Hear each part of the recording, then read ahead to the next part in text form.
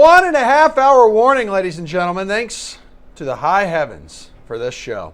We call it The Sweat. She's Jessie Coffield. I'm Emerson, Lotzia, and helping you get your fantasy football team set for kickoff. Well, that is the name of the game here. So let's get you up to speed on some early inactives and other injury news, starting in Jacksonville, where go ahead, just Leonard Fournette is not expected to play against the Titans, so it'll once again be the TJ Yeldon show. All right, speaking of Tennessee, it's the ex-Jags quarterback, Blaine Gabbert, likely getting the start as the team plays it safe with Marcus Mariota. He's got that pinched nerve in his elbow, can't even feel the football. Can't That's really a problem. grip it, yeah. And looks like the winless Bills will face the Vikings without running back LaShawn McCoy. He's questionable with cracked rib cartilage, but we'll see how it feels pregame before making that final decision. All right, and Larry Fitzgerald dealing with a hamstring injury will reportedly play against the Bears, but Eagles fans will likely have to wait another week for Alshon Jeffrey's season debut. He's not expected to suit up against Indianapolis at home. So we've got DK duo Julian Edelman and Jeff Ulrich to get their take on it all.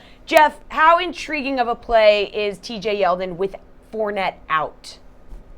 I don't think he's actually that intriguing. I mean, he was banged up this week too, right? So with Fournette out, the player I'm most interested in, well, there's a couple players, but I mean, it does give a bump to the Jags pass game. If you look at the splits without Leonard Fournette in the lineup, Blake Bortles, I was about to say Blaine Gabbert. Blake Bortles, Blaine Gabbert, is there really that big a difference? But Blake Bortles has seen an improvement in the passing game. I think this bumps Keelan Cole's upside up today, and I really like him at 5,600. But the player I'm interested in the backfield is Corey Grant.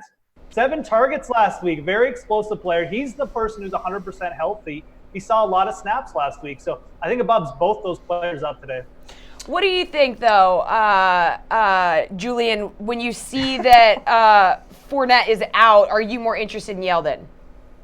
Well, very kind of you to remember my name there, Jessie. But yeah, yes, you're welcome. So You're memorable, welcome Julian. for it. So memorable. I am interested in TJ Yeldon here. I think last week he wasn't quite himself, and he had a much tougher matchup against the Patriots. I do like Blake Bortles and a mix of these Tennessee wide receivers because Tennessee just gets burned through the air, and Bortles showed us that he has a pretty high ceiling against the Patriots. So if you want to stack Tennessee's passing game here, I think that's fine. But I do see Yeldon at 5,100 as a much better play than last week because the game script here has Jacksonville building a pretty big lead. And when they do that, yes, we could see some Corey Grant, but Yeldon should be handling some carries and be able to do something with them late in this game or even help Jacksonville get out to a lead. So I think he's a pretty viable play here. Hey, Julian, you going to avoid everyone on Tennessee at all costs? There's not much to like on Tennessee. We've been playing with this weird Mariota and Blaine Gabbert situation for a couple weeks now where Mariota's not healthy enough to go. He can't grip the ball, but oh yeah, he'll be the backup if anything happens to Blaine Gabbert, and we'll start Gabbert. I don't know what's going on. The Tennessee offense has been terrible so far, and now they're going to face your very favorite Jacksonville defense here, Emerson. Jacksonville defense is the play. There's nothing that you want here on the Tennessee side. We have so many games to pick from. Jeff, there's no way in hell you're rostering anyone on Tennessee, are you? No, I wasn't going to roster anyone, even if Mariota started. I mean, he's been just as bad as Blaine Gabbert. So, by the way, Julian, get with the program, buddy. It's Pink Day. Okay, if you want Jessie to remember your name, there's some pink in there. Exactly. I missed the memo somewhere. Can I just say something really quick, Jeff? That is one of my favorite shirts that you wear. I absolutely love it. Thank you, Emerson. Wow, this is great. We're off to a great start. Slate approved pick, dude. Yeah. That is my luck. Pink shirts. I'm chasing that shirt. Yeah. Look, in all seriousness, don't play anyone from Tennessee. I mean, there's not much more we have to say. Cool. Easy enough. Yeah. Now, Julian, if Shady McCoy doesn't go, is it even worth considering backups Marcus Murphy and Chris Ivory against a Minnesota defense that has yet to surrender a rushing touchdown this season? Well, if there is a team worse to target than Tennessee, it has to be Buffalo. They have not. They scored a couple of touchdowns against the Chargers in their home game. Obviously, they wound up with 3 points on the road in Baltimore in Week 1. This is their worst situation yet. Minnesota might have the best, if not a top 3 to 5 defense in the league. They're on the road against them. There's absolutely nothing to like whether McCoy plays or not, like how Jeff feels about Mariota. Whether Shady McCoy plays or not, you don't want anything to do with the Buffalo Bills on this slate. Are you avoiding Bills Mafia, Jeff? Marcus Murphy has a little bit of interest for me. He's only 3,300. I do think that if you're going to go down to min play, Wendell Smallwood might be a better choice. But Marcus Murphy has actually outsnapped Chris Ivory to this point in the season. He's going to get touches. He's the more passing down back. So he could pay off just from a PPR perspective. You shouldn't be expecting like 28 fantasy points, but it's more of a price play, right? He's 3,300. He really only needs 10 points to be pretty viable today. It's doable, even in a really tough matchup, because he's the PPR back. So Marcus Murphy is actually on the radar. Everyone else is not even close to the radar. All right, so if you have Larry Fitzgerald, congratulations. He's going to play, but good luck because he's still on the Cardinals. What's his value against this Bears defense, Geoff? I don't think it's very much. Until the Cardinals make the switch at quarterback to Josh Rosen, I'm really not interested in anyone. And it pains me to say that because I love David Johnson, but this offense has been, it's actually been worse than the Bills. I know the Bills can't block, but the Cardinals at least have some pieces and they still can't do anything. So I think Larry Fitzgerald is a highly risky play. There's also a chance of re-injury with a hamstring. He's not even, again, just another player who I know we got to talk about a little bit, but yep. he's not on my fantasy radar at all today. Julian, how risky of a play is he in your opinion? Yeah, I mean, we were talking about this before the show, Emerson. The Cardinals have scored 6 points this season. They have not scored a touchdown this season. Why do you want to roster people in an offense that has no upside? So, Fitzgerald's a fine player, but he's got 15 targets on the season for about 20 DraftKings points, and that feels like what you can expect him to get, between 5 and 15 DK points. So with a ceiling of just 15, if he has a great day, and I don't expect the Cardinals to be able to find the end zone, really, there's just not the upside there that you can get for guys at a similar cost. All right, guys, we're flooded with questions on Facebook right now, so let's hit you with a couple of them. Watson or Newton today? That's a question from Tom Adderholt. Julian. That is really close for me. I think I like both plays a lot, but I would lean Watson slightly. Geoff, who should I start at flex? Morris, Boyd, or Ginn? Ginn. Morris, I would probably go with Ted Ginn, to be honest. I think he's got the most upside in that game. Alfred Morris, just no PPR points. I would say Ted Ginn. All right, Ginn it is. All right, good stuff, guys. We got some Chase or Fade coming your way right after this. Carol and Azak here with your DraftKings Fantasy Flash. The Tennessee Titans are facing off against the 2-0 Jacksonville Jaguars at 1 p.m. Eastern. But they'll reportedly be without Marcus Mariota, under center still reeling from an elbow injury. Yup, they're likely starting Blaine Gabbert against his former team. Gabbert is averaging just over 6 fantasy points per game, and he's priced at a low $4,400 this week. Gabbert completed 13 of 20 passes for 117 yards in Week 2's win over Houston. But the AFC South leading Jags and their stout defense present a different challenge. So, roster Gabbert at your own risk. What's up, everybody? We are still here. Sorry. But now Steve Buchanan, Rosalie Michaels, and all the way from Hawaii, Reed Fowler, let's go. Reed, we had one request earlier this week. We said Yeah. you got to be wearing a Hawaiian shirt, you got to be sipping out of a coconut, and you have not delivered You on either failed. one of our requests. Thank you. You know, that's very nearsighted of you, Emerson, to think that we just drink out of coconuts. You know, we have real cups here. You know, it's not anything Wow. of the sort. Emerson, I don't appreciate that. And Jessie, you look amazing. Oh my God, thank you so Thank much. you. I think you meant Emerson. Okay, name of the game here is Chase or Fade. So aloha to you, Reed. Get us started. This is the week that David Johnson breaks out for the Cardinals. Chasing or fading? I am fading this. To kind of reiterate what Julian, the guy, said, David Johnson, the Cardinals have just been in a world of hurt, only scoring 6 points. And look, they've run the fewest run plays because they've been trailing at around 15. So if you think David Johnson's going to get started, something's got to change. Fitzgerald's only gotten 2 practices in, and it's a hamstring. And we've seen and we've talked about it this whole week with hamstrings and soft tissues. The re-aggravation is it can happen quite often. So again, I'm not a doctor. Dr. Perek is, but with David Johnson, I mean, you can't. Jordan Howard is a guy that I would want in this game. The over/under is about 39, and the Bears are favored by 5. So you would want Jordan Howard in this game, but not David Johnson. So This is all right. So this is the week David Johnson breaks out for the Cardinals. You chasing or fading this, Steven? No. I mean, I'd love for it to happen, but I just can't get behind it. I mean, he's averaging 42 rushing yards, just 16 yards through the air, and then he takes a massive hit in his targets. Last week, he only saw 2. I mean, what are the Cardinals doing at this point? I mean, yeah, they came out and said, oh, we'd like to, get him going more. No kidding. I mean, who else do you have to go to in this offense? But I need to see it more before that even happens. I mean, we have David Johnson at 7,200 today, and I can't even consider him for GPPs. I mean, maybe, but it just feels too expensive. And that's amazing to think, 3 weeks ago, we couldn't wait to get our hands on him and get him into a lineup. So just not the week. Yeah, I don't know if it's worth paying up for anybody on this offense right now. What would you be doing in this situation, Rosalie? Oh, come on. This is mean. I know. We got a Cardinals fans here, but listen, bias aside, come on. I need you to be real with the people at home.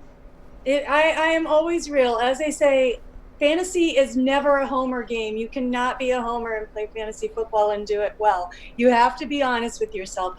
And you know what? I covered the Arizona Cardinals training camp this summer, so it's kind of confusing to me to see what they're doing out there, because Larry Fitzgerald said to me himself, he said, you know what, this offense is going to run through David Johnson and the rest of us are just going to pick up the scraps. So what's going on? I'm not sure. And he's right. Yeah, when they say, oh, we're going to have to get him the ball more. Duh, right? I mean, it's ridiculous. So they are going to be playing him out of the slot more, they've said this week, which to me, that might have a lot to do with Larry's injury, and it might have a lot to do with the fact that they do need to get him the ball more.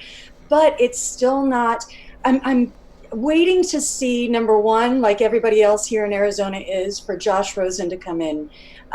We just know that, like a la Baker Mayfield, how that changed the energy. I think it's going to change the energy here as well. But until that happens, I'm not touching anybody on my beloved Cardinals. Oh, man. All right, Rosalie, chase or fade this. The Patrick Mahomes show continues to roll on in the Chiefs' home opener versus San Francisco. What are you doing here? Okay, that's just a statement, right? Yeah. That's not a question. Right. Yeah. Yeah, we know how much you love your chase, Chiefs. You fade. Yeah. That's just a... Oh. And she's frozen. Giving up. Oh. She's thawed Is out. it back? It's back. Am I back? Yeah, you're back. You're back. Okay, good. I don't know what's happening. That's it. It's, you know what it is? The temperature here in Arizona just dipped below 90 and we don't know what to do. Break out those winter coats. That's right. So San Francisco's given up a lot of points per game. Casey's scoring a lot of points per game. First home game, we're going to see all the magic. What do you think? What are you doing here, Reed? Yeah, I think you look at San Francisco's defense. They're not good. Neither are the Chiefs. This is one of the highest scoring games. So Mahomes, in terms of what he's been doing, I think that efficiency does dip a little bit.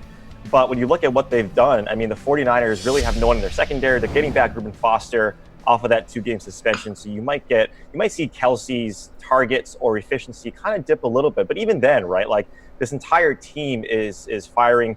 As we were saying in Arizona, look at Kansas City. Andy Reid can scheme like the best of them on offense, and the secondary in San Francisco doesn't scare me. So yeah, I say keeps this rolling, Chase. Steve, chase or fade? The Mahomes show going to keep rolling? I mean, I wouldn't be on the show next week if I said fade, so I still got to chase this one. I mean, look, he's going up against a defense that wide receivers are averaging 30.6 DK fantasy points on the season. Granted, it's 2 weeks. But look what Mahomes has been doing so far. You think he's not going to add on to that total? I mean, the problem is, though, is that everybody and their mother is on Mahomes now. I mean, he's a cash game lock for sure. But GPPs, you have a definitive reason to fade him because his ownership is going to be sky high. So, I mean, yes, cash games, absolutely. But GPPs, yeah, I think you can actually fade him because the ownership's going to be crazy. So we just got a little bit of a chase and a fade. Wow. Could be a... Oh, no, it was a chase. Come on. Okay. All right. How about in the blowout of the week? Vikings will beat the Bills by 3+ touchdowns. You agree or disagree, Steve? I mean, the Bills are projected for 12 points. I mean, are you kidding me? It shouldn't be that hard to get that total. I mean, look at the past 2 games. They've lost by an average of 27 points. I mean, granted, the Ravens game really blows that number out the water, but that just is how bad that they've been. I mean, how do you hate this matchup? The Vikings sport an elite defense, faces an offense that scored 23 total points on the season. I mean, the Cardinals are even worse, but I mean, look, these are just 2 teams that just absolutely cannot score right now. The Vikings are the highest priced defense, and for good reason. They'll definitely carry that ownership. 3 touchdowns, it's possible, man. Reed, no Dalvin Cook for the Vikings, but does that even matter? No, I mean, to be devil's advocate here, you might see them up by the second quarter. So do they do what colleges do and just bring in their second string and work out some guys that they potentially have in the practice, whatever it may be? Like the Bills are in a world of hurt. Minnesota might be up by this much. That you could see this, but if it's a slog fest, if it's run first, right, if it's just run out the clock, get out of there, and make sure everyone's healthy, they could get below that 21 point, this 21 point question. But even then, right, it's going to be really close. I'm going to fade it just because I think they're going to run the ball a lot towards the end of the game, and that could bring, for whatever reason, it could bring Buffalo back, on garbage time. So fade. Rosalie, how ugly could this get? Yeah, we all know it's going to be super ugly. Very, very, very ugly. And I agree with Reed. The only reason why they couldn't reach that 21 is because, but you know what? Honestly, answer one question. Who on the Bills are going to stop them? Even in that second, like if they put in their second strings, the third string, even if those people are in there, who's going to stop them? I mean, yeah, the Chargers only beat them by 11, but again, garbage time, right? But the Chargers D, not the Vikings D. The time of possession is going to weigh heavily in the Vikings' favor. It looks like they're not going to have Shady, but there ain't going to be no sunshine for the Bills either. Oh, man. Ain't All no right. sunshine. John, when he's gone. All right. Let's take some of these Facebook questions, you guys. Gio Bernard or Lamar Miller, Steve? Oh, Gio. Get Gio in there. All day. Reed, for cash while paying down elsewhere, which two wide receivers would you combine of this four? AB, Hopkins, OBJ, or Michael Thomas? I mean, you got to go Michael Thomas, and I would say Michael Thomas and Hopkins. I mean, those two guys to me are the ones that would be the two in those cash games. Jeff Crothers wants to know anything to like about the Lions this week. Rosalie. Actually, I don't hate the Lions receivers this week. They've got a pretty good matchup. They're getting a lot of fantasy points on that side for the wide receivers. So I like the Lions wide receivers. You could go with one of those. Not my favorites, but they're usable and serviceable. Hey, Steve, what do you think McCaffrey's ownership is going to be in the Millie Maker GPP? That's a question from Abe Villarreal. I think it's going to be honestly in the 20%. I mean, he's got such a great matchup. The targets have been huge for him, and he's in a game that's projected to be scoring a lot of points. So I think it's going to be high, but he's one of those guys that I feel like if you miss out on, you're going to be doing some catch-up.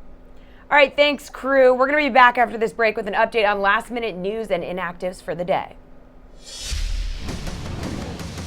Pat Mayo here with an exciting new way to heat up your Sundays this football season.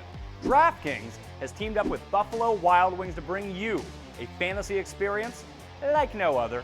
Blazin' Fantasy Football, a new free game only available inside Buffalo Wild Wings restaurants. Want to win free wings for a year, game tickets, Buffalo Wild Wings gift cards, or Blazin' Rewards points? Here's how. Head to Buffalo Wild Wings, download the Blazin' Rewards app, and join. Already a member? Not a problem. Just log in and fire up the app. Click or tap the Blazin' Fantasy Football icon, join a contest, draft your lineup, and get ready to compete against rivals in all Buffalo Wild Wings restaurants. Blaze your way up the leaderboard by drafting who you think will be the top 8 players, including kickers. Best part? You've got a chance to really rack up the score with your Blazin' pick. It's worth double points, so choose wisely. Don't just wing it. Draft your team in one of Sunday's 4 contests before each half of the 1 p.m. and 4 p.m. Eastern games. Then, grab some wings, sit back, and watch your team light up the leaderboard. Come back every Sunday for new contests each week. DraftKings and Buffalo Wild Wings, the right stack for Sundays. Alrighty, real quick, updating you on some injuries and inactives today. Fournette not expected to play against Tennessee. Gabbert will be slinging the rock for the Titans. LaShawn McCoy isn't likely to play for the Bills. Larry Fitzgerald will go for the Cardinals, but we'll be waiting another week to see Alshon Jeffrey for the Eagles. Also, just coming in, Baker Mayfield, reported by Cleveland.com. He's going to be the starter in Week 4 for the Browns. I think we all saw that coming. Let's take you north of the border now, where my man Pat Mayo is standing by, waiting to give all you good people at home your must-plays of the day. Take it away, brother. All right, Pat Mayo here, along with Gary and Thorne inside the PME studios. Let's talk some must-plays. Yeah. Ready to do this? Who's your number one must-play? Strangely enough, going through my lineups and just seeing who I've played the most and who I have the most shares of, I think it's Cowboys defense. It's funny. I was about to say the same thing. They're the only player I have at over 50% is Cowboys D. I just think that is the way you shore up so much savings in your lineup. And we talked about this on the rankings show where sacks tend to be the most projectable aspect of a defense. And you look at a Seattle offensive line that has allowed 12 sacks so far this season, has a terrible adjusted sack rate, and they're going up against a team that has a top 3 adjusted sack rate. I feel like 4 to 5 sacks are maybe even the floor of this play. Yeah, you bake in that floor that comes along with Russell Wilson, who's just, listen, behind that line, he's not afraid to take sacks. And he's willing to just turtle. And he's also, like, again, Wilson's a very good quarterback, but at the same time, when you're under that much pressure, I believe he's been under pressure on 20 snaps so far this season, you make some mistakes. He's thrown some interceptions in these 2 games that aren't very Russell Wilson-esque, and that creates scoring opportunities. Well, and like we said, we can bake in this floor at $2,200 of, let's say, 4 sacks.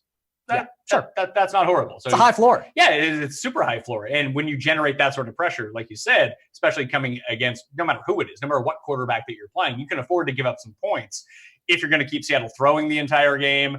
So hopefully the Dallas offense can help out in that regard a little bit, because Seattle can't run the ball anyway.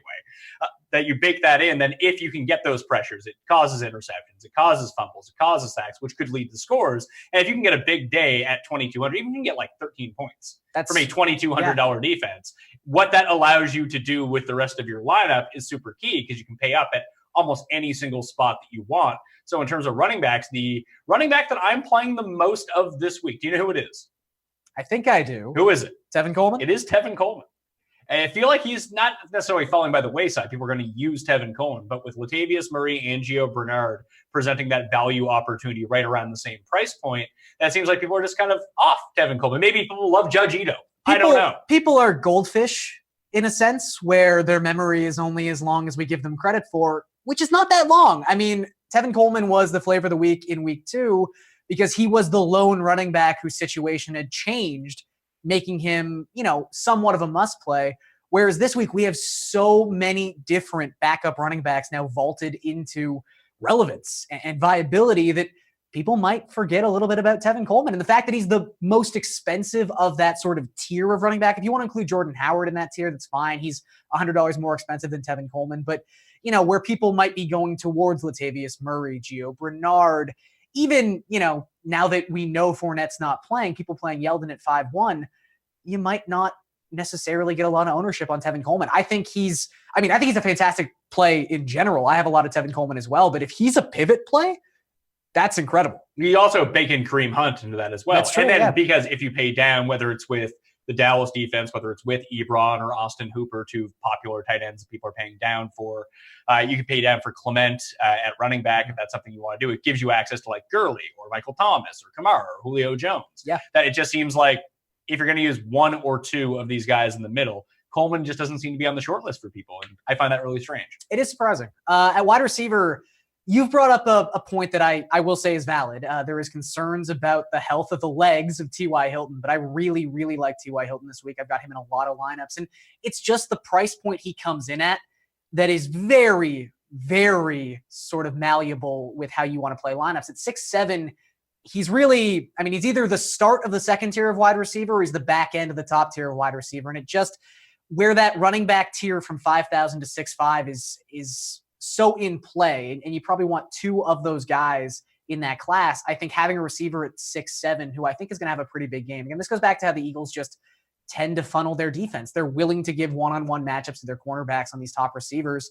With the rain, too, we've talked about this in the past. Maybe that's somewhat worrisome when you multiply that with the injury to T.Y. Hilton, but generally speaking, wet field favors wide receivers, especially in one-on-one matchups. I think Hilton, he needs the big play to go off, but I think that's very much on the table. And that's how you have to attack the Eagles defense too, as we've seen throughout the first 2 weeks, that they just keep giving up these gigantic plays. And I do worry that with the injury, that if he's not at full capabilities, he's not able to get the full speed, that he'll still generate the targets, but I just don't know if he's going to be able to get behind the defense. Yes. That's one of the reasons that I do like Philly in this game. And Corey Clement is going to be the other one. You're more down on him than I think anyone else is. And I understand that your points are on it. Just, I don't know who else you're paying down at running back. Like, you can pivot on to Austin Eckler. Yeah. I think that's fine. I think that Clement's a better play, especially if he ends being, you have to bank on him getting the goal line work. And if he does, then he's a smash play.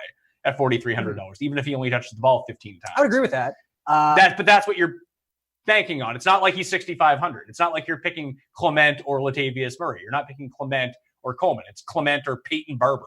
Not Peyton Barber because he's not on the slate. You know what I mean, right? Yeah, there's no pivot play to Corey Clement. And I understand that. I just feel like this is a week where I'm probably not going to spend less than $5,000 on a running back. And if I get super desperate, I feel like I'm going the tier down from that sort of middle weird. So those three guys that are below $4,000, I mean, you can throw Elf in there too. I'm not using Elf. And you're using Wendell Smallwood. I'm not. But I'm going to use a few shares of Marcus Murphy because Shady is out and just hope that he's the guy that they pass to out of the backfield. But I think that Nyheim Hines is the one that if you really wanted to pay down, with Marlon Mack back last week, it kind of cut into how much he was playing. He only played like 34% of the snaps, but Marlon Mack not expected to play. I prefer him in PPR formats and DraftKings scoring in particular over Jordan Wilkins. He's probably less likely to score a touchdown or at least get a goal line touch. But in terms of being involved in this passing game, when you see them as dogs here, likely to pass 45 to 50 times, because that's what the Colts do now, just throw Hines in there and hope he ends up with 7 catches. And I mean, realistically, it's only 2 games, but the Eagles have actually allowed the fewest yards per carry so far this season. They're a very stout run defense. You would assume that maybe Frank Reich decides he wants to attack using his running backs through the air. And you're right. Hines would be the one of the two who is his game is more conditioned to thrive in those sort of scenarios. So I think he's a fine play too. Kenyon Drake, sort of in that middle tier of running back. I think I do prefer Coleman to Drake, but I do also have a lot of Drake. I think he's in a spot much like Coleman where he's kind of taken a back seat to the Latavius Murrays, to the Gio Bernards of the world. And I just think his ownership's not going to be quite what it needs to be against a Raiders team that really has just been a sieve so far through 2 games. Kieran, does the rain in Philly concern you? This is a question from the chat. Like I always say, rain concerns me if my players are made of sugar. Because then they would melt. Always a good point. That would probably be like negative melting points. I don't know. I'm. You know what? I've never looked up if you get bonus points for melting. So I can't speak definitively on that. Like I said, if you truly believe, if there's a take you want to have that the rain affects this game at all, then don't play the guys. Don't play the guys. But also, it's generally that offenses tend to be better in the rain because it's harder to cover cuts in the rain. Yeah, the way you always have to think of it is the offense knows where they're going. The defense you would hope so. I mean, not for every team. For these 2 teams, I would think that's the case. Yes. The defense does not know where they're running to. They're reacting. And then that's like when you're trying to pivot and cut at the same time, it's going to be tough in the rain. If the footing is out a little bit, it's not like technology hasn't improved to the point where people can run in the rain. Yeah. They're wearing cleats. Yeah. Now, if it was like 38 mile per hour winds, then yeah, the weather's a bit of a concern. If it was a monsoon, it would concern me. That doesn't appear to be the case. You playing Ebron Chalk? I am playing Ebron Chalk. I just don't know where else to go at tight end. Like the tight ends that I'm considering using, the 4 that I've used this week, Ertz and Reed from the high end, more Ertz than anything else. Then from the low end, it's Ebron and it's Hooper. And well, Hooper is cheaper, and I'm using more Ebron than I'm using Hooper. Like Hooper's just less safe. Like he could end up with 0 points. Like if anything, Ebron could end up with 0 because sometimes he can't catch. But he's probably a lock for 7+ targets with Doyle out. We've seen time and time again, Andrew Luck tends to, more than most quarterbacks, trust his tight ends and utilize his tight ends in the passing game. And, Ebron in a 50-50 share of the offense, not that this is entirely sustainable, but he's got a touchdown in 2 consecutive weeks. I think that he's a viable red zone target at the very least. And like you said, tight end falls off so considerably after the top 4 or 5 guys this week, even if you want to include Kittle and sort of I don't, because Kittle's unreliable. Yeah. It's a great spot. I have him at number 5, but I think there's the 4 guys and there's everyone else. Exactly. So for me, I would say I'm not getting crazy with Ebron just because Ebron Chalk is not necessarily something that I ever think is overly nutritious. But yeah, there's no one else down there. I can't deny that. Like Virgil Green is someone. Virgil Green, Walt Disley, Mark Andrews. Walt Disley. You got all these guys down there, but they're all unreliable at the same time. Like at least Disley seems like he's the only option on his team. That would be the separation between him. The Nets still run snaps. I mean, I would rather pay for I'd rather pay for Hooper at $2,900, knowing that game is projected to be a shootout. Yeah, that's a fair point. That's fair. So that's the place I would go with. Any final thoughts here before we throw back? If you can afford Todd Gurley, play him. Yeah, I like Todd Gurley. That's fun. But this is where you get into the pay down for Ebron. I'm also fading Tyler Boyd. I agree with that. Like you said, there's just play Moncrief instead. Play Jamison Crowder. Better instead. shots to take. Moncrief is an interesting man. Yeah. All right.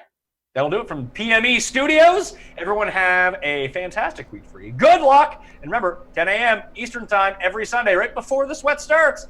PME is live taking your questions, so tune in then. Get 3 hours on the DraftKings page, all right? Back to you guys in the studio. Thanks, Pat. Good stuff always from the guys in the PME studios. We have a special guest joining the program coming up, former NFL offensive lineman Geoff Schwartz, delivering his top running backs of the day. Please hang tight.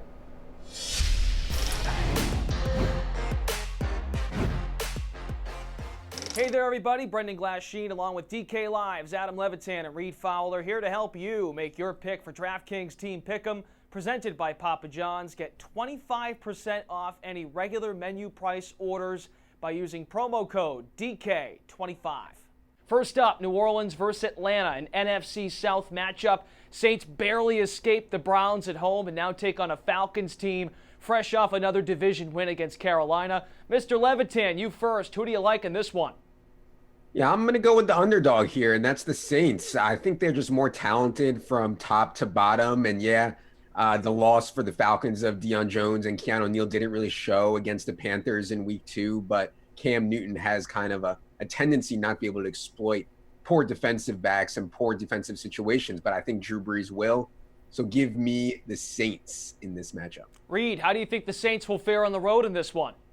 Yeah, I'm going to agree with Levy here. I mean, the Falcons are 2-1 over the last 3 meetings going up against the Saints. But if you look at the Falcons, they're only favored by a few points. It doesn't tell me too much, right? It's essentially like a pick'em game where you're looking at the team usually getting that advantage, the home team usually getting that advantage. Like the Saints have one of the best running backs, pass-catching running backs. And what happened to the Falcons last week when you saw Christian McCaffrey just set record highs in terms of targets and receptions? So look at the Saints to recommit to Kamara.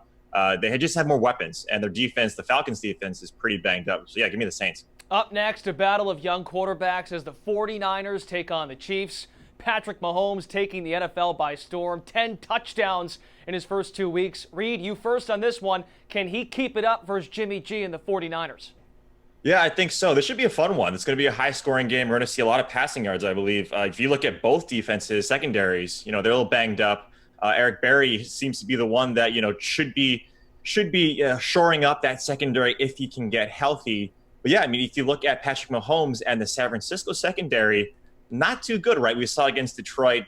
Detroit got 27 points on that San Francisco defense. Look to this be a high scoring game. Like Arrowhead is extremely hard to play in when you're the visiting team. So yeah, give me Kansas City. Levitan, who are you taking in this matchup of 2 QBs with bright NFL futures? Yeah, no brainer for me, the Chiefs roll here. And I think that, as Reed mentioned, going to Arrowhead is so difficult, and particularly when you don't have good weaponry. I mean, Jimmy Garoppolo, we saw it against the Lions. I think he struggled for big plays from guys like Dante Pettis, guys like Pierre Garçon, guys like George Kittle and Garrett Selleck. When those are your primary options and you don't have much running back play in the pass game, it's really a struggle to score a lot of points, and they're going to have to score a ton to keep up with Patrick Mahomes and this really elite Chiefs offense, which has so many good weapons. So, yeah, give me the Chiefs here. And finally, it's the battle for bragging rights in L.A., the 1-1 Chargers and the 2-0 Rams. Who has the edge in this one, Levitan? Yeah, the Rams, to me, are arguably the best team in the league, or one of the best teams in the league right now, for sure. Just at every level on defense with the additions that they made of Ndamukong Suh, and then the additions they made in the secondary with Talib and Peters. I mean, they blew out the Cardinals so bad in week 2, they almost had a bye. None of their starters really played more than 30 to 35 snaps. So they'll be fresh and ready to go for this game against the Chargers. And yeah, it's just really hard for the Chargers, I think, to get pressure on the quarterback without Joey Bosa. So yeah, give me the Rams here, and I don't think it'll be particularly close. Reed, who are you giving the nod in this showdown of teams from Los Angeles? Yeah, I think this is going to be a clean sweep. There is a potential storyline for the Chargers to do well, right? If Rivers goes off, if Melvin Gordon, this and that. But Levy's right. I mean, the Rams look really good on all 3 facets of the game. If you look at their special teams, really did well. Again, this is a Chargers team that, without Joey Bosa, we really see that they can't really stop the pass. We see teams like the Chiefs, even the Bills, right? They looked not as bad as we all thought they would. So the Rams are going to roll again. Gurley, there's no real home advantage, obviously, because both teams do play in the Los Angeles area. So, yeah, give me the Rams. All right, thanks, guys, for your picks. That'll do it for this week's edition of Make Your Pick for DraftKings Team Pick'em, presented by Papa John's. For Reed and Adam, I'm Brendan. Catch you next week. Real quick, gotta update you. It is now official. Leonard Fournette and Shady McCoy not playing today. Nope. do not try to roster them. No. All right, time to rock and roll with former NFL stud Geoff Schwartz, who you can find on Sirius XM, Pac-12 Radio, and the Action Network, whose app you can get right now on Android and iPhone. All right, rough night for your Ducks, man, but Yes. you can't, I know, it was heartbreaking. The refs didn't help you either. But you can't live a positive life with a negative attitude. So let's get your top running backs to target for today. Who are you peeping? Well, Lamar Miller on Houston, it's really interesting. You think Houston with their offensive line, how bad they're supposed to be on paper. They've actually rushed the ball pretty well. It's averaging 4.9 yards a carry. We look at the Giants' run defense. Their unit, I thought this year, would be really good. I think they still have the potential to be really good, but they're 29th right now in yards per attempt. So they're having a lot of issues, and I don't know why, quite honestly. They started slow really the last 5 years, but they have a new staff now. But I think Houston, again, at home, they're kind of babying back Deshaun Watson. I think Lamar Miller gets a huge amount of carries and runs for a lot of yards. Plus, a lot of the guys I'm picking in this rundown are teams I think are going to be up late and just want to run the ball as well. Hey, Jeff, no Dalvin Cook, so why are you high here on Latavius Murray? Maybe it has something to do with playing the Bills? Yes, 100% on that. I think the Vikings, from a gambling perspective, it's the squarest play of all time, but they are going to destroy the Bills. They're going to cover that 16.5. It's a lot of points. But I think, again, they're going to be up big, and they're going to want to run the ball. They're angry from last week. No one wants to end the game in a tie. Now they get the Bills at home and Josh Allen. They're going to win this game 34-10. 38-10. I think they're going to run the ball a lot, eat up a lot of clock, and Murray's going to get those carries. As Jessie mentioned at the top of this segment, Leonard Fournette is out in Jacksonville against Tennessee, which opens the door for your next pick. Yeah, I don't know how you don't ride Yeldon here, right? We know that the Jaguars love to run the football. Nothing more that makes Doug Marrone and Tom Coughlin happy than running the football. This offense actually functions at a pretty high level without Fournette. I expect it to continue this week. And again, Titans, I think, are 25th, 26th in run defense, especially with their efficiency side. So again, I think Jacksonville gets up big early, just runs the ball. He should have a big day.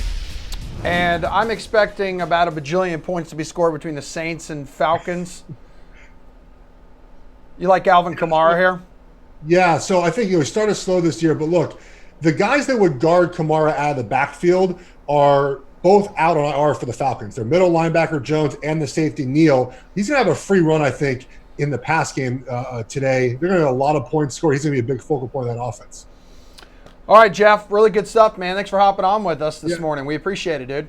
Appreciate you guys. Thank you. All right, we're going to keep pounding the pavement here from one Jeff with a G to another. Jeff Ulrich, Rosalie Michaels, and Gary and Thorne are here, and we'd love to get your anchor picks for today. Yeah, Rosalie, who's the one player you have to have in your lineup this afternoon?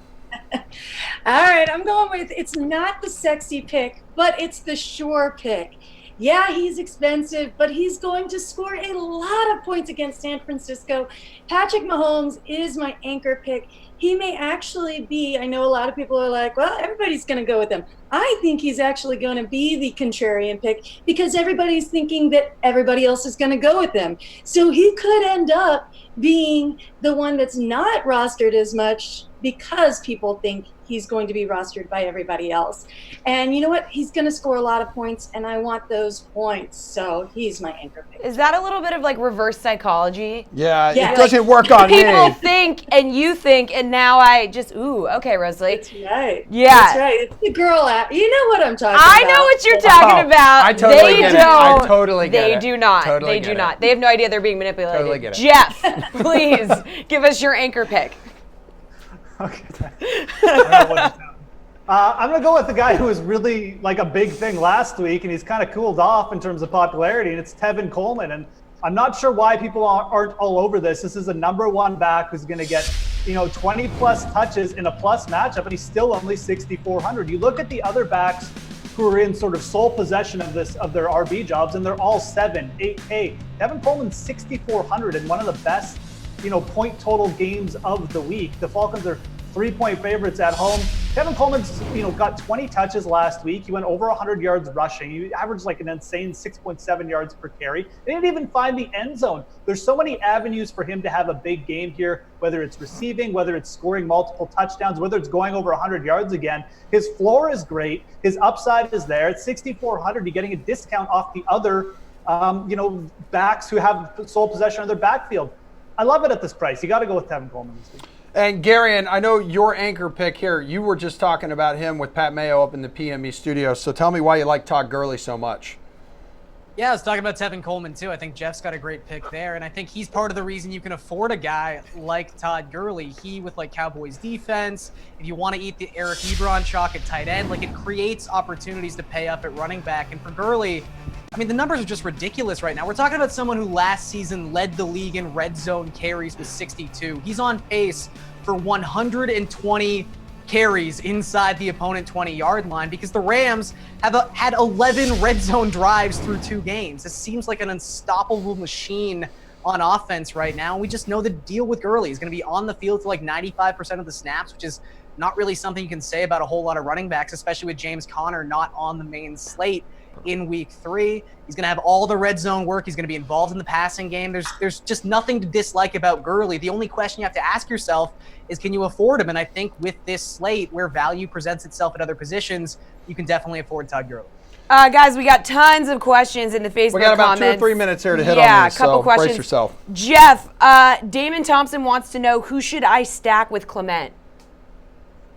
With Corey Clement, I mean, you could go Carson Wentz, I guess. I think a better option might just be to like play Ertz and Clement because Clement's so cheap you can afford to pay up for a guy like Ertz. All right, here we go, Garion. Ellis McClendon would like to know Murray or Hunt at running back.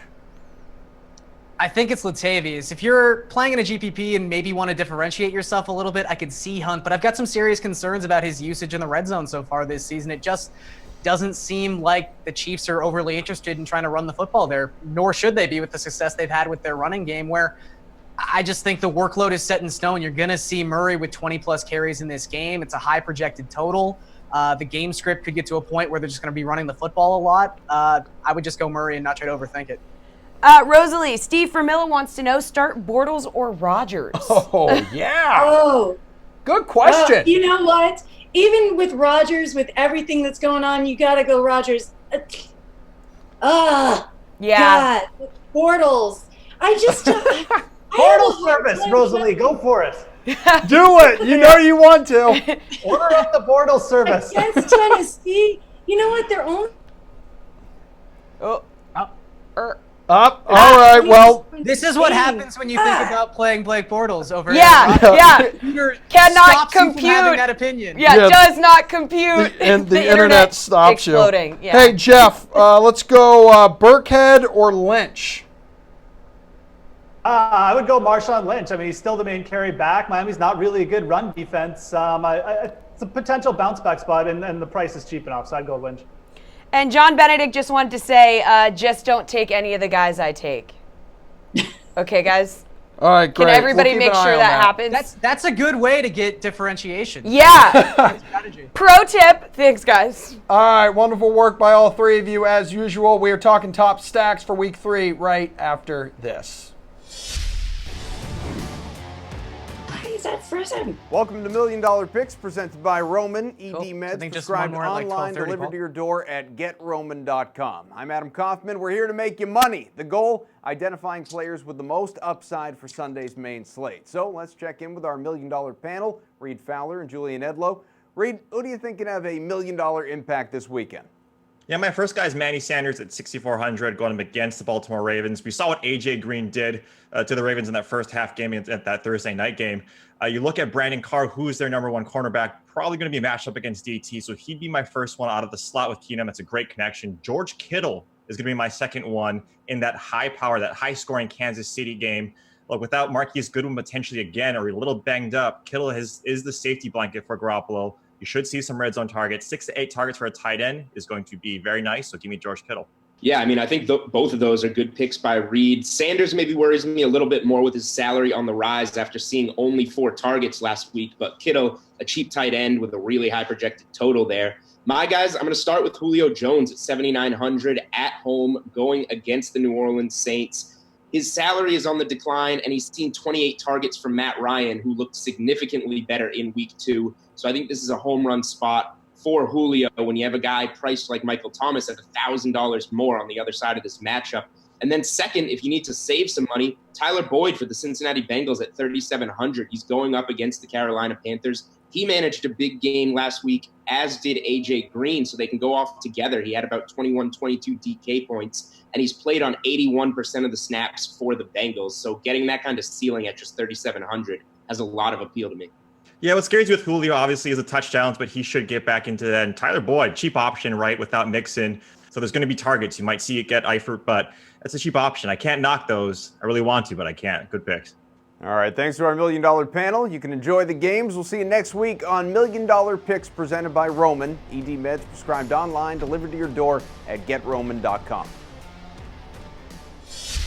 Alrighty, time to stack them up, boys. Steve, Reed, and Julian, which teams are you stacking on today's main slate? Pretty simple. Yeah, we're going to get a main pick and then a contrarian one from all of you. So let's just get your main stack first. Steve. First of all, from that last segment, Bortles over Rodgers, baby. Let's do it. Dude, absolutely. The boat! I'm also doing it as well, boat! and all I do is win in fantasy football. Yeah. All right, calm down. Yeah. We're going to start with Cam Newton and Christian McCaffrey. I mean, 13,800. I feel like this is just a little too cheap for the production that you could get out of this stack. McCaffrey has 24 targets, catching 20 of those for 147 yards. He's only averaging 9 carries on the ground, but I don't care about him as a running back. I care about him as a receiver at this point, because this is where all the production has been coming. He hasn't scored yet, but I think this is obviously a great spot for him to do so today. Look, Atlanta ranks 23rd in DVOA against running back pass catchers. You got to go with that stack there today. Mahalo, Reed. Can I get your main stack, please? We're real people here, too. So it's going to be Jimmy Garoppolo and George Kittle. You're looking at Kittle. He's probably going to be the most owned tight end. Look, that game is slated for a huge point total, but it's only $11,000. Like Steve was saying, you're going to get a lot of savings elsewhere. Kansas City gives up the most, I think, 37.5 DK points to opposing quarterbacks, and then to opposing tight ends, 21.6. So we still don't know the status of Marquise Godwin. So you're trying to figure out how to put this into the slate. I mean, we're getting close to game time, so if you want to lock in and get that San Francisco side of it, Kittle and Garoppolo is my main stack that I'm looking at today. Aloha, Julian. Who are you taking in your main stack? I kind of like how Reed went with Jimmy Garoppolo to go off of Patrick Mahomes. So how Steve went with Cam Newton, who's a $6,000 quarterback, I'm going to go with Deshaun Watson at 6,100 here, except instead of pairing him with DeAndre Hopkins, I like Will Fuller at 5,900. They're going up against the Giants. Janoris Jenkins is going to be covering Hopkins for the most part, which means B.W. Webb, one of the worst cornerbacks in football, is going to be on Fuller. And Fuller and Watson have a really nice connection. You saw in Fuller's season debut last week, he had 8 grabs for over 100 yards and a touchdown. When both of them were healthy last year, they had a really nice connection together. So I think you can save yourself some money off Hopkins and go with Watson and Fuller here. All right, my little Jewel, dive deep right now. I want you to feel it. I want you to want it. And give the people at home a contrarian stack, please. I think this is a pretty deep dive right here, and it's going to be Andy Dalton and Tyler Boyd. Yes, I know people are going to be playing Boyd at 3,700 because he's been on the field so much. He had 9 targets last week, 90 yards and a touchdown. But nobody's going to be pairing him with Andy Dalton, who's 5,700. If you have that to spend on a quarterback, you're going to be going with Matt Ryan or paying up. So I think Andy Dalton could be kind of a sneaky play to pair with Boyd, who will be popular. And if you want, you can throw A.J. Green in there at 7,500. I don't hate it, but I'm starting with Dalton and Boyd. Reed, how about a contrarian stack? Yeah, I'm just going to reiterate what Julian was saying. Matt Ryan and Calvin Ridley. I mean, you talk about, again, trying to attack these games that have huge point totals. New Orleans defense has given up 130-plus QBR passer rating to Fitzpatrick and Tyrod. I mean, you think Ryan has a little bit better weapons or is a little bit more talented than those guys. New Orleans is 3rd best for opposing quarterbacks, giving up 30.4 DK fantasy points. You could see that 300 yard plus bonus with Matt Ryan. And Calvin Ridley saw 16.4 fantasy points. And so if you think that entire Atlanta defense or Atlanta offense is going to do well, Calvin Ridley at 3,700 allows you to pay up for guys like we've been talking about with Gurley or Kamara. So you can get that savings, but still attack one of the highest point total games on the slate. All right, Steve, we all know after you give us your contrarian stack, everyone listens to you. Everyone's going to go down, get this stack. It's going to become chalky, but give it to us anyway. Yeah, I appreciate that. That's why me and you are buddies. I love Goff and Cooks here. I mean, this isn't normally a contrarian stack, but this week it feels like it is. I mean, the combined 12,900 for the two of them. Look, the Chargers are still without Joey Bosa. I mean, that's great for the Rams. Cooks has already been targeted 17 times on the year, averaging 20 DK fantasy points in the first 2 weeks. We know Cooks is a total boom or bust, but in getting these two guys in your lineup, they should see low ownership. They can load up on some of the chalk on this slate and really differentiate your lineup there. So this is a stack that's not getting any buzz at all, but I feel like they could really end up surprising today. All right, let's go through some Facebook questions here. We've got a minute. Joshua Wright says, asking Jones or Thomas. So, Julian, we all know that game has the potential for some ridiculously good fireworks. Yeah, I mean, Michael Thomas has been great so far this season, but when you can get Julio Jones for $1,000 less in an offense where Jones sees so much of that target share, 28 targets in 2 games so far, Julio is my top wide receiver by far. Reed, does Kupp work against the Chargers? I mean, yeah, all Rams should work against the Chargers. Joey Bosa, Buke just mentioned it. Joey Bosa's absence is huge. You're not getting any pressure. So, yeah. Steve, Jimmy G or Breeze? Oh man, that's a close one. Yeah. I'm gonna go Breeze on this one, but I think that's a really, really close one. Garoppolo has just been a little too shaky for my liking so far. Breeze is still throwing a ton. Agree or disagree with this, Julian? Keep an eye on 2 sleepers at running back, Corey Grant of the Jags and Smallwood of the Eagles. Oh, yeah. I mean, I don't hate it. We've got plays that are ahead of them in TJ Yeldon and Corey Clement that will be more popular. So if you're playing kind of like a large field GPP and want to differentiate yourself, it's worth a try. Hey, Reed, Damon Thompson asks, should I stack Howard and Robinson? So with the Bears. I love that Howard pick. Yeah, I mean, you talk about that. Robinson's tough, right? I think this game is going to be done on the run. I mean, the implied point total is pretty low. So I would potentially go elsewhere in that stack in terms of the receiver. But yeah, I like it. All right, good stuff, guys. Steve's top picks and their point projections are right after this. Boom.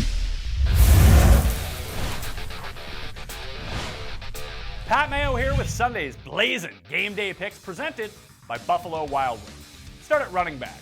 We'll pass over the highest total game of the week and go to number 2, Falcons Saints. Tevin Coleman's a solid play from the Atlanta side of the ball. Let's be real here. You want to go back to Alvin Kamara once again. Well, the bulk rushing yard totals haven't quite been there. It really hasn't mattered to his fantasy numbers. He's still getting almost 60% of the Saints' groundwork and all of the goal line rushing looks. But it's his involvement in the passing game that really sets him apart. He's seeing over 20% of Drew Brees' targets, leading to an otherworldly 15 catches through 2 games. Good for 11th in the NFL. Not among running backs, all players. And now, he squares off with a defensive depleted Falcons unit that has been the worst against pass-catching running backs the last few years. You might want to use it. At receiver, just go to the other side of the ball. Julio Jones frustrated DraftKings players with a very performance last week, but he's ready to explode against the Saints in this projected shootout. Julio's seeing a league-high 44% market share of his team targets through 2 weeks and saw 11 targets in both games against the Saints a year ago, averaging over 100 yards. For Julio, it always comes down to touchdowns. Can he score any? Tough to say, but he'll have ample opportunity this week. At quarterback, we're just going to go back to Patrick Mahomes once again. Worked pretty well last time around. Mahomes, finally starting a game at home for the first time in his career, gets to pick apart the Niners defense. Will Mahomes continue to post as many points as he's produced the first 2 weeks? Probably not, season long. But that doesn't mean it stops this week. Those are your blazing game day picks presented by Buffalo Wild Wings. I'm Pat Mayo. Welcome back to the Sweat. Just to update you guys, reportedly the Titans are going to start Blaine Gabbert. I can't stop laughing when I read that. Yeah. Leonard Fournette and Shady McCoy, it's confirmed that they are both out for the day. Larry Fitzgerald will play tonight, and Alshon Jeffrey not expected to be out there. Yeah, and Baker Mayfield, he's going to start for the Browns in week 4. Let's go! Marquise Goodwin, wide receiver for the 49ers, he will be starting tonight. Yes. All right, now we move on to the highest rated segment in internet television history. Ooh. No matter what sport we're playing, it's Put Up Your Bukes. Steve will give us his top value picks of the day with their point projections, and Julian will likely just agree with him. Who is your first buke, Steven?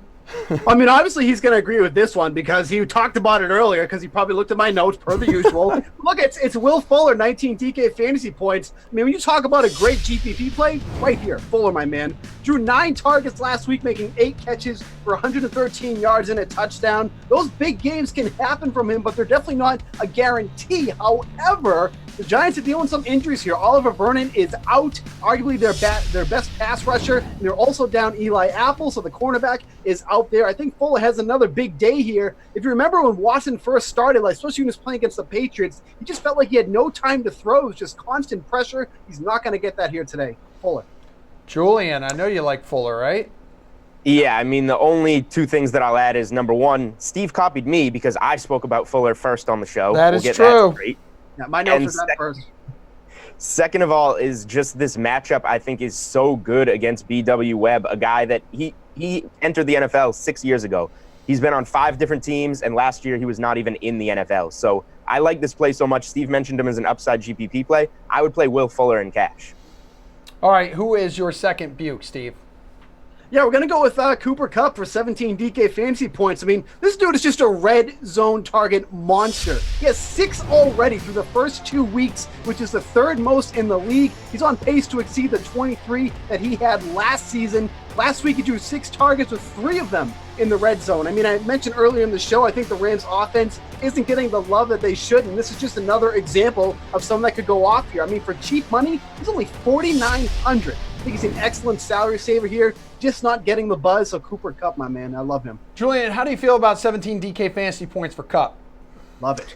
All right, I will say this. I'll take under 17 DK fantasy points for Kupp, but that doesn't mean I don't like him. He's under $5,000, and Steve mentioned he's getting a good target share in that Rams offense. He's more of a possession receiver. I think he's a guy that kind of floats in that if we want 2.5 to 3 times value, he can get you that 12 to 15 DK points. So I think he's like a really safe cash play. I don't necessarily like his upside as much in tournaments because we've got Robert Woods, we've got Steve's contrarian stack that had Brandon Cooks in it, and we've got Gurley playing a big role in the receiving game and vulturing some of those red zone looks if Gurley's able to run some touchdowns in when the Rams are in the red zone. So while I do think this is a safe play and I like it, I'll take under 17 DK fantasy points and say that he's not a great GPP play. Oh, Steve. Steve, go ahead. Rebuttal. No rebuttal. Just I love when Julian's on here because it just makes me look so smart. You guys, we actually put you guys You're together wrong. because we love this. He's a bad tournament play. Yeah. Yep, okay. All right. Goes to the office, tries to look nice. We're gonna go with Paul Richardson here, 4,300 for 14 DK fantasy points. I mean, look, the Packers are having some issues, regarding against the ball in the air, averaging 31.2 DK fantasy points to opposing wide receivers. Richardson has drawn 6 targets each of the first 2 weeks. When you look at this offense, it really doesn't seem like there's a solidified wide receiver 1 year. Richardson played on 68 of 74 snaps in week 2 against the Colts. No reason he shouldn't see that same amount here today. So obviously the opportunities are going to be here. Again, a salary saver here with Richardson. All right, seems like, the salary's pretty favorable here. Matchup, 14 points, DK fantasy points for Paul Richardson. Go ahead, Julian.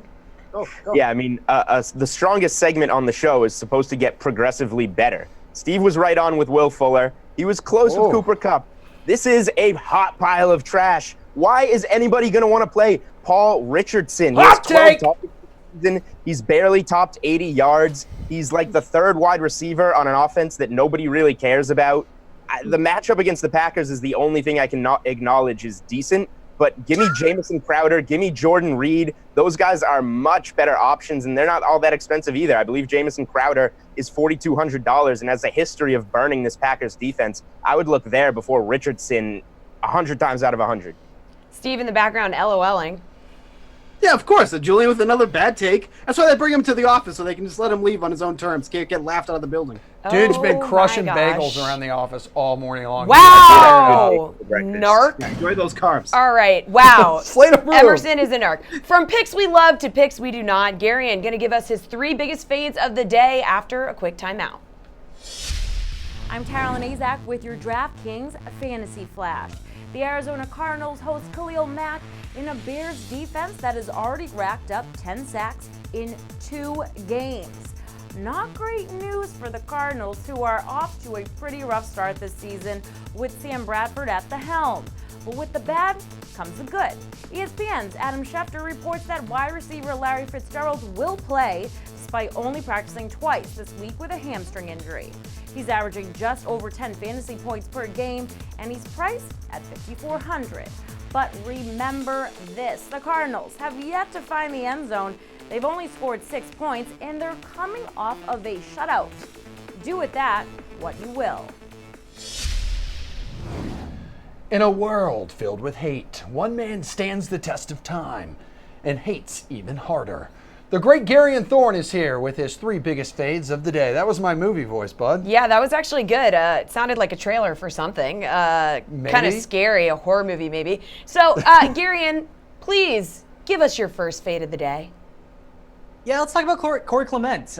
Everyone seems to think he's a fantastic play today, and I get it. I guess the argument would be that he's going to have a large share of this offense with the running back 1 in Jay Ajayi and running back 2 in Darren Sproles not active for this game. However, if we've seen one thing time and time and time again with this Philadelphia Eagle offense, it's that they don't have RB1s. You go back to Doug Peterson's first season in Philadelphia. In the last 2016, 2017, and so far in 2018 seasons, not a single Philadelphia Eagles running back by year's end has had more than a 50% snap share in this offense. They just don't utilize running backs in a bell cow capacity. And for Clement, who was, even a question mark to play in this game with some injury trouble, I just don't necessarily think he's locked in to be the guy who's going to get anything resembling 20 touches in this game. I could see him maybe getting 12 to 15 touches, and you cross your fingers and hope he gets the goal line work.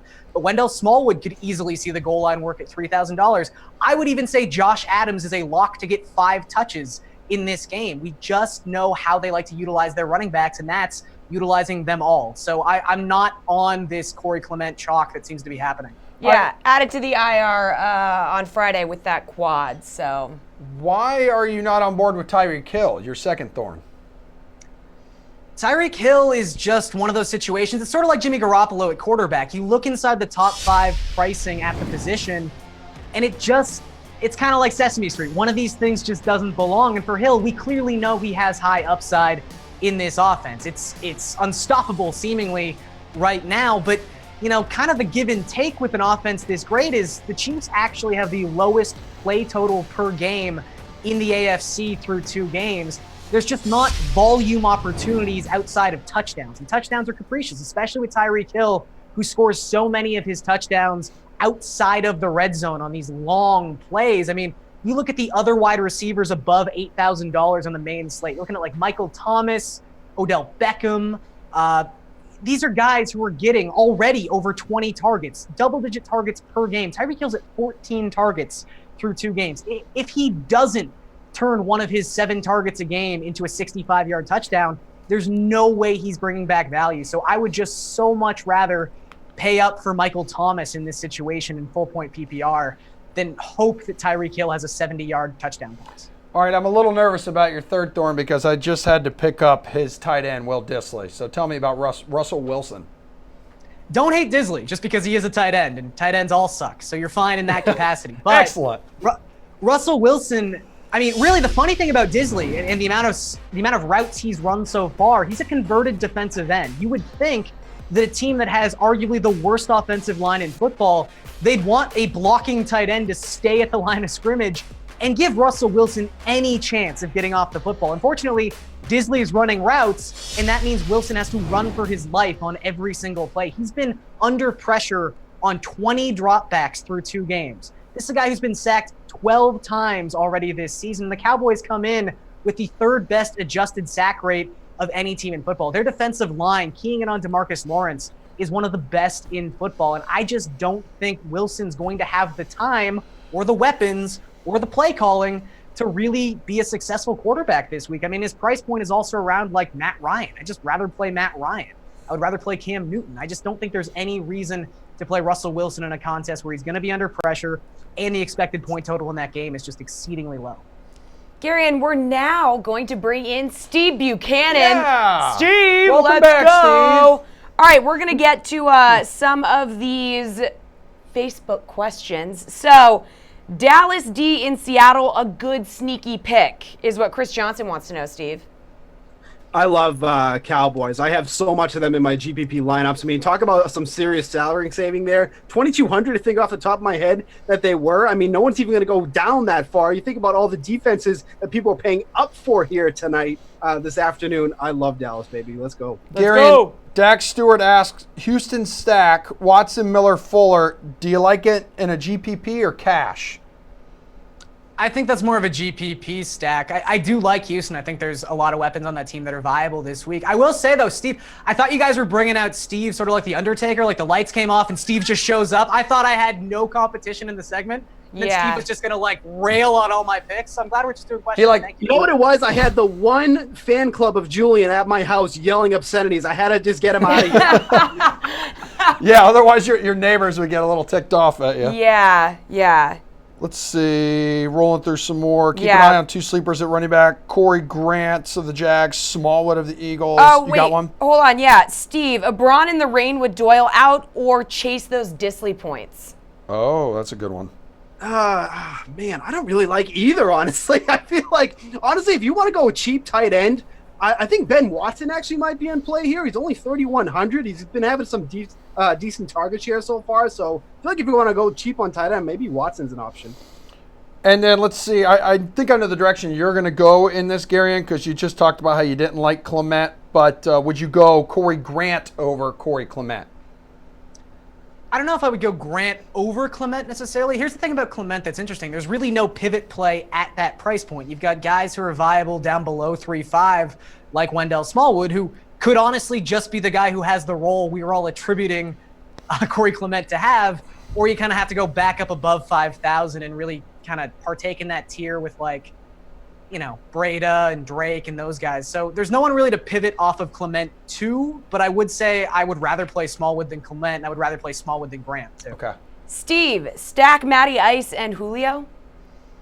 Yeah, I mean, the only thing is that, you know, everyone's talking about how well Ryan played last week. I mean, those rushing touchdowns really kind of made his day for him. But, you know, I think you can just get the production from from Julio and just keep it at that. I'm not huge on Matt Ryan here. I feel like the performance last week was really just kind of overblown. So I'd rather just take Julio. All right, love you guys. Mean it. Thank you. I also love this next dude, Adam Kaufman, who's with the great Mike Francesa, chatting this week about the Patriots signing the troubled Josh Gordon. Check it out. Josh Gordon, story of the week in the NFL. He may make his Pats debut in this one. The big question, though, is you think this experiment is going to work? You have a much better chance. It's probably 60-40 it works for them. It would be 30-70 against it working anywhere else, because the difference there is they ignore everything in the past and just say, come here, clean slate, do your job, and everything's fine. And they go get talented guys. And a lot of guys like Gordon, who are problems, will buy into that short term, because it's just about football and just about doing your job.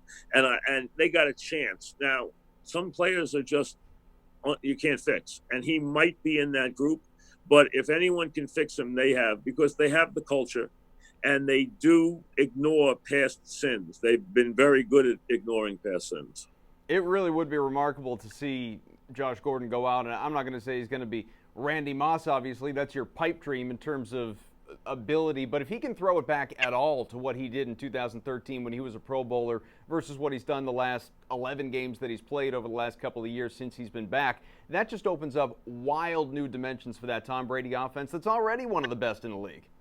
They need him. They need a guy like him, and he can be a monster. Now, remember, that's still a long time ago. You know, so it's a long time between performances like that. But he does have a lot of talent. And he's young. He's 27. Yeah, and he's also got a lot of baggage. So you just don't know. Listen, the Pats, the one thing they do is they get better as the season progresses, because the new people learn what they have to learn there. and they learn a level of sophistication, and then you throw that in with what they have, which is, a great quarterback and a great coach and a couple of game-breaking players led by the tight end, and then they win enough games. They're not great anymore, but remember, they're going to win all their games in the division, and that's the advantage. They're in a very soft division. They're going to beat the Jets. They're going to beat the Bills. They're going to beat the Fish, and they're going to win their division games. That's going to put them in the playoffs. I don't think they're the favorite to win it this year, but I think they could even wind up going back to Jacksonville in the playoffs, because I think Jacksonville could very well have home field. Jacksonville's going to be really good. They're going to be well coached. They have a very strong organization now with Tom Coughlin there, and they have a real infrastructure that, is really strong. They are a terrific defensive team. They have a tremendous offensive line coach. They know what they're doing with their running back, and the quarterback is learning how to not, blow things up. And as he does that, they have a chance to be really good. Alrighty, time for off the wall picks with Geoff, Reed, and Rosalie. All right, guys, which players are you going way off the board for this week? You get 2 picks each. Reed, start us off, please. Yeah, I'm going to Calvin Ridley. I talked about him, recently in past segments. Calvin Ridley is a guy that, again, saw 16.7 fantasy points last week. He's getting more snap share. I think it's an increase of about 10 to 12% from first week to the second week. And this game is going to yield a huge amount of numbers. New Orleans defense has given up 558 receiving yards to opposing receivers on 31 receptions. So really it's coming off of a decent game. You're going to see this. He's going to see receivers in this game play a lot. This is one reason why I'm a little less optimistic on Tevin Coleman like some of the guys, but Calvin Ridley at 3,700, getting about maybe 3 to 5% ownership in GPPs. He'd be my first pick for off the wall. All right, who's your second one? Yeah, second one is Ian Thomas for Cincinnati. Look, we saw this guy last week potentially get an increased amount of ownership because he was the sole option. We saw him a 95% snap share. So he is the guy there to fill in those shoes for Greg Olsen. Cincinnati is best for opposing tight ends, giving up the most fantasy points at around, I believe, 21 or so. The Ravens tight ends went for 8 receptions, 74 yards, and we saw what Ebron and Jack Doyle did in that first game, I think racking up 110 plus yards, 11 receptions, and a touchdown from Ebron. So Cincinnati's defense against opposing tight ends, not that good. 2,800 for Ian Thomas to get a guy who's probably going to go 2%. And we've been talking about it. All tight ends, you're really trying to scrape at the bottom of the barrel. So if you want to take a shot on someone down there, Ian Thomas would be my other one, just off the wall pick. Geoff, let's go off the wall. Hit me with your first pick, please. Okay, I'm going to go to Chicago. Taylor Gabriel, 3,800. And I'm a little bit surprised a little bit more people haven't been talking about it because he got 7 targets last week and he touched the ball 3 times just in a rushing mode. And some of those actually came inside the red zone. So, Matt Nagy, he used to coach the Kansas City Chiefs last year. Taylor Gabriel's basically playing the Tyreek Hill role, and I'm not saying he's going to start producing like Tyreek Hill necessarily, but he's a similar type of player. He's a sub 4.4 guy. He's very, very fast, and he's looked pretty good with Mitch Trubisky so far. It's a good matchup. He's 3,800. He's a big play GPP target, and he's definitely going to pop for a long touchdown at some point this year. I think this is a terrific matchup. I think it's a good time to take a shot with him at 3,800. All right, you going off the wall with another player as well? Right. So for my second one, this is, I don't want to say it's more of a stretch, but it's more game flow dependent. It's Austin Eckler of the LA Chargers. Look, the Rams are favored by 7 in this game, and I don't think the Chargers have looked that good. There's a very good chance that the Chargers are going to be trailing possibly big in the second half of this game. That means you're going to see more Eckler, who's really the passing down back there. I know Melvin Gordon's involved in the passing game too, but if the game gets out of hand, you're going to see a lot of Eckler at the end of this game. And he's capable of catching 6 to 10 passes in that situation. So it's game flow dependent. It's risky, but if the blowout occurs, you could see Eckler put up a big day. All right, Rosalie, let's go off the wall. Who's your first pick? Well, I was going to go Trent Taylor here, but now that Marquise Goodwin is back in, I'm going Corey Grant. Corey Grant at 4,300 with Fournette out and Yeldon's ankle still giving him trouble, which ankle for a running back, kind of a big deal. So I'm a little worried about him. Last week, same situation, Grant rushed for 4 times. and he caught 6 of 7 targets. So I think with the Tennessee giving up 134 rushing yards per game, I think that Grant's going to get a little bit more opportunity, especially if Yeldon is still iffy on that ankle, and even with, he's going to have the targets. So I like Corey Grant at 4,300. 4,300. Yeah, go. You go, girl. You know. My second one is actually, I always say don't be a homer. I'm a lifelong Cowboys fan, but I've been down on Dak Prescott, but I like him in this matchup. $5,100 for a QB. Seattle's giving up over 20 fantasy points a game to QBs, and the Dallas defense with 6 sacks last week against the Giants, against just a porous O-line as Seattle has. I think they're going to swing the time of possession, give Dak more opportunities, and I think we're going to finally see him be able to open up that passing game a little bit. And you know what? We might see a rushing touchdown out of him as well. All right, let's hit up a few questions on Facebook. Reed, my buddy Patrick McDaniel here, looks a lot like Tom Hanks, says Jesse James or Kyle Rudolph in a PPR league. I mean, you see Vance McDonald coming back, so I'll probably go the other route and wouldn't play Jesse James. You agree with him, Jeffrey? Yeah, I wouldn't touch Jesse James with Vance McDonald back. McDonald's the superior pass catcher. He'll get worked in. Just going to steal targets, so definitely Rudolph in that situation. Rosalie, Zach Campbell is actually just giving us his own off-the-wall pick. He said Mark Walton, Cincinnati. What do you think about that? What was that? It was who from Cincinnati? Mark Walton. Yeah, so maybe the backup running back. A little too off the wall. Yeah, Reed. No. I'm sorry. I don't like any Cincinnati running backs, quite honestly. Yeah, that's okay. Yeah, this guy, he was a 3-down back, I think, at University of Miami. He's one of those scat backs, smaller build, and you see more guys play in the league like this. But again, it remains to be seen. But it's going to be Gio's backfield.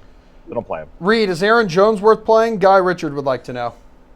I think in terms of GPPs, if you want to differentiate yourself a little bit, I think he's a decent play. I mean, you're going to see probably 20 to 25% snaps, but with those snaps, he could get 10 carries. He's a guy that really is the quote-unquote Kamara-esque. He's not Kamara. Don't get me wrong. I mean, don't quote me on that. He's not Alvin Kamara. I just want to make sure. But he has that skill set that really in that Green Bay offense, if you look at what Jamal Williams did, didn't really do much. So if you wanted to have that risk of potentially getting a smaller snap count, but the potential upside, I like it. Jeff, does Aaron Jones do it for you? Or Rosalie, do you have something to say? Not for me. It's just too much of a risk that he plays like 2 snaps this week. Like if Jamal Williams gets off to a good start, there's no guarantee that Aaron Jones even sees the field. I know he's probably going to get worked in, but I like the upside just from a player perspective, but like the snap count is just so up in the air this week. Not for me, no. Is that a yay or a nay for you, Rosalie, on Aaron Jones? Yeah, I agree with him. I don't know that Aaron Jones is going to have the snap count. I don't think he's going to have the playing time. What I'm seeing is they're saying that first will be Williams and even Ty Montgomery, and they're going to throw Aaron Jones in there bit by bit. So I don't like him this week. All right, guys. Well, we are closing in on lock, so it's time to welcome in Steve Buchanan. Guys, it's time for working up a sweat. We're working up a sweat.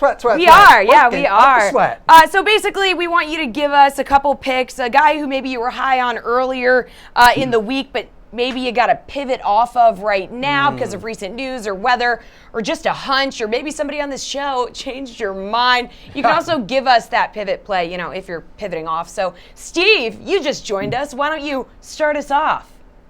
Well, I'll tell you who didn't change my mind at all was Julian. I definitely said I'm definitely off of. Look, I mean, this is more of like a strategy thing, but I was kind of planning on paying down at tight end this week. And just as the more of it I've gone on, it just doesn't seem to work out. I mean, you just can't deny the matchups for Ertz and Kelsey. I mean, I wanted to be a bit contrarian, like I said, and pay down here. Ertz draws a fantastic matchup, an individual matchup on its own. Kelsey was involved in one of the highest projected games, hooked up with Mahomes real nice last week. Like I said, I was really high on Ingram for a while, but I mean, man, it's Eli Manning. Like, I just can't trust it that he's going to get any of that production this week. So I think I'm just forced to pay up. So if you are forced to pay up, where else in your lineup, like, what's going to have to change for you? Well, I mean, there's just so much value at running back this week that, I mean, I think that's an easy place to do it. Even at wide receiver. I mean, with the news that Fournette is out, Bortles is a really enticing play all of a sudden. And his cast of wide receivers out there, you got Cole, D.D. Westbrook. I mean, these are guys that are really cheap, not talked about, and you can definitely get them at low ownership. Rosalie, who are you perhaps pivoting off of? You know, this is going to sound weird. You got it. Rita. Yeah, remix, girl. What? You were freezing. You were freezing, but you're good now. What's happening today? Yeah. Did something. You're good now. So, Matt Breida. You know what? I looked at him, and he's got the most rushing yards in the league right now, but this is going to be a really pass-happy game, and he's not catching a lot of passes. He's got Kittle. He's got all those wide receivers to throw with, too. And with Marquise Goodwin coming back, I'd rather pay up for Latavius Murray and get a sure thing in the amount of yards and the amount of pass catches that Murray's going to get, as opposed to Breida. I just think it's going to be too much passing and not enough rushing. They give up, KCD actually gives up 78 rushing yards per game, but 430 passing yards per game. So I have to imagine that the game script is going to be very pass heavy, and the Niners will need to go blow for blow with that KC offense. So I'm down on Matt Breida after thinking about it for a day and a half. Geoff, in the pink shirt, what's up? Who's your pick? I'm going to go say, Todd Gurley is a player I think most people would have been high on this week. Obviously, the Rams are favorites at home, and he's getting an insane touch count. But you look down cheaper at 7,700. Ezekiel Elliott's in the same type of role. He's on the field all the time. And I hear everyone likes the Cowboys defense, including myself. Well, usually you correlate a defensive play with a big running back, and Ezekiel Elliott is a lot cheaper than Todd Gurley. So why not play him with the Cowboys defense this week? I think this is a good paid down spot, so to speak, even though Ezekiel is still 7,700. I like the Cowboys in this matchup. Seattle has a ton of turmoil on the field right now. Earl Thomas is skipping practices because he's mad at everyone. So I like paying down from Gurley to Zeke this week. I think Zeke's got just as much upside in this matchup. Geoff, is part of that also because you're thinking there's going to be a lot of high ownership for Gurley? Yeah, absolutely. I mean, I think you'll get Ezekiel Elliott at much lower ownership than you might in a usual week, just because I think people will pay up for Gurley or just pay down for like Latavius Murray. So you're going to get like a sweet spot here with Ezekiel Elliott, probably almost guaranteed under 10% ownership, I'd say. Hey, Reed. Hey. Should I say aloha? No, mahalo, stop my doing dude. that. Mahalo. Like He's he said, in Hawaii, okay? Let me have this. But they're people too. Reed, let me have this, okay? Is there anybody since you've been laying on the beach and, getting a tan that you've thought you maybe want to pivot off of? Yeah, so when I was sipping my Mai Tai out of my coconut glass with an umbrella As out of one it, does.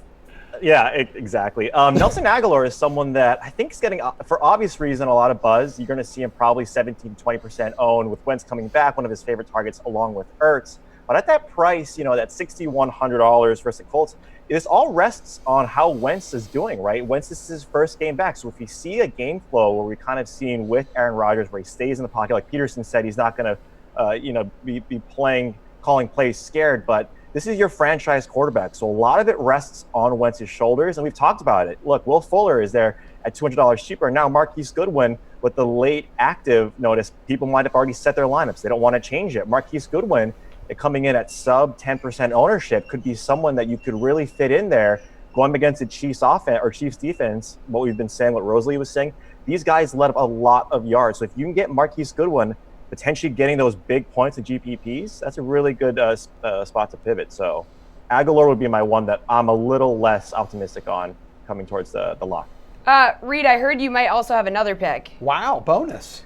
I do. Tevin Coleman actually is someone that a lot of us have talked about. Look, he's in a really good spot. I can see why a lot of people like him. But if you look at the Saints, if this is a game flow type of thing, Ito Smith saw 30% or close to 30% snaps, 9 carries. He's not going to eat and he's not going to get the lion's share. He's not going to have more than that. But Tevin Coleman is someone that I'm looking at getting a decent amount of ownership, a decent amount of talk in the industry.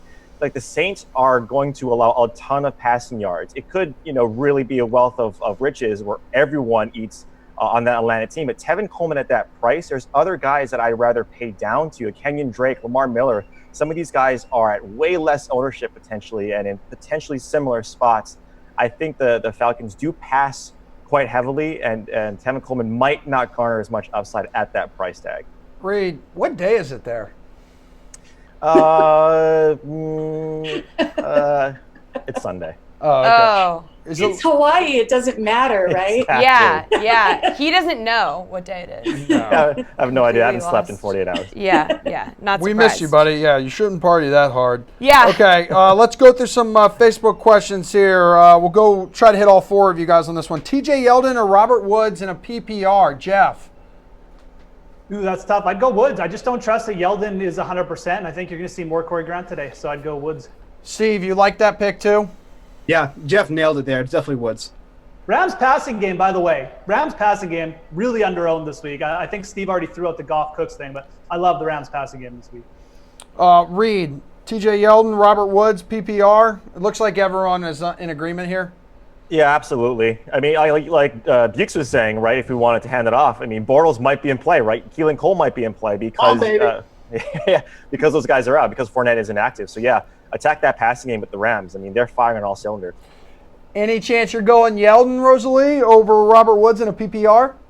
No, I already said earlier how I don't trust Yeldon this week. I don't know if that ankle's going to hold up. And I don't know if your internet's going to hold up. I love it. Remix. It doesn't. It appears to be working right now, so we'll go with you first on this one. Jimmy G or Deshaun Watson? Oh, you know what? I have always been a huge Deshaun Watson fan, but I just don't trust him as much as I should right now. I'm going Jimmy G here. Call me crazy, high-scoring game, lots of passing. Like I said, 430 passing yards a game. I'm going Jimmy G. Jeff, she might be using reverse psychology on you. Deshaun Watson or Jimmy G? I gave up trying to figure out what female race is. You should, yeah. You should just give up now. You'll never figure it out. I'd go Jimmy Garoppolo too. I think the fact Marquise Goodwin is active and looks healthy, I think that's a huge bonus for the San Francisco pass game. So I'm back on Jimmy G and Goodwin this week. Steve, you gonna mix it up for us, maybe? Nope. Okay. Yeah, I'm going to go with Jimmy G. I mean, look, I think Watson will have a fine first half, but if this game is out of hand, by the time they reach the third, we could see a lot of Lamar Miller in here. So I feel like Watson's upside is limited if the game gets out of control. So Jimmy G should be in this game almost the whole time. Shootout potential, Jimmy G. Reed, 4 for 4. Blake Bortles. Hey, the boot! Reed, real quick though, would you play Blake Bortles over Deshaun Watson? Negative, Ghost Rider. Deshaun Watson would be the play there in that case, but Jimmy G for me is in a prime spot. Steve's right. I mean, Deshaun Watson, I'd love the fuller Deshaun Watson stack. I think that's there. You probably have Janoris Jenkins on Hopkins, so I do like that stack. Julian got to throw one to him. But yeah, it's Jimmy G in this spot. Goodwin coming back. That's an extremely high-scoring game. Kansas City's defense is terrible, so Jimmy G. All right, ladies and gentlemen, it's time for Slate Approved, your must-start, your must-play today. Start us off, young lady Rosalie, because your internet looks like it's working. Let's hope. Yeah, I'm going Tyreek Hill here. I am all about Tyreek. I feel like I have to start doing the tomahawk chop soon. Ooh. Yeah, you know what? Interesting, because Garion was fading Tyreek Hill earlier, but Garion's not part of this segment. Jeff, who are you going with? Slate Approved. Can we suck all the good internet from Reed and give it to Rosalie next week? Tevin Coleman stuff, Reed. Tevin Coleman's my Slate Approved. Yeah, baby. He's in a workhorse role. He's got the passing down. He's going to get the goal lines. He's cheap. Tevin Coleman. Reed, what was your beef again with Coleman? You look at the Saints defense. He doesn't like winning money. Yeah, no, that really makes good. sense. It's like playing Louis Oosthuizen for Jeff, for all you golf fans out there. Dead last when Jeff picked him. But in terms of what you're seeing with them, look, the Saints only give up 3.4 yards per carry. That's third best. Look, these game scripts allowed the passing games to obviously be on the forefront. So maybe the running backs haven't gotten so much, but the Saints defense has seemed to be, stopping the running backs. I don't say it's a bad play. I just rather go elsewhere and pay way down for other guys like Lamar Miller and Kenyon Drake. So I think he's still a good play, but I just don't like him. Steven? Well, I mean, Reed just took up all my Slate-approved pick times. So I was going to say McCaffrey and just play him. Okay. Wow, Reed. Okay. I feel like he's in Hawaii. He's in Hawaii. He's just doesn't. He's on island time. Hey, Reed, you got a slate of proof for us? Yeah, it's going to be Jimmy Garoppolo. I think this guy's in a fine spot. Look, I understand that the price tag for him right now doesn't really match the production, but he's in a great spot. That Kansas City defense doesn't scare me. So, Jimmy G. One last question coming in here, Geoff. You take it. Which wide receiver, Emmanuel Sanders or Amari Cooper? Sanders. I don't trust that Cooper's going to follow up his big game, so I'd go back to Sanders. And I know we got a couple golf guys on with us here with Reed and Geoff. You guys going to be watching Tiger at all? Duh. Absolutely. I Big know. cat. I know, baby. I can't wait. After I watch the Jaguars just shred Tennessee. Change it into Victory Red right after this. Dude, have you seen the picture floating around him on the internet though? Like he walked in like shirtless today, like holding his like red shirt on a hanger. Yep. That's your dream, Emerson. He did. It really is. He's hot. Are you coming into the studio every day, Emerson? Actually, it's very, very close to that. Yes. All right, guys, this has been DraftKings The Sweat. We got to go now. We're counting down here. It is time for NFL Sunday, and we'll be back again on Sunday. But we'll Good luck, also everybody. be back tomorrow at 6 p.m. I'm Jessie. He's Emerson. Later. Aloha.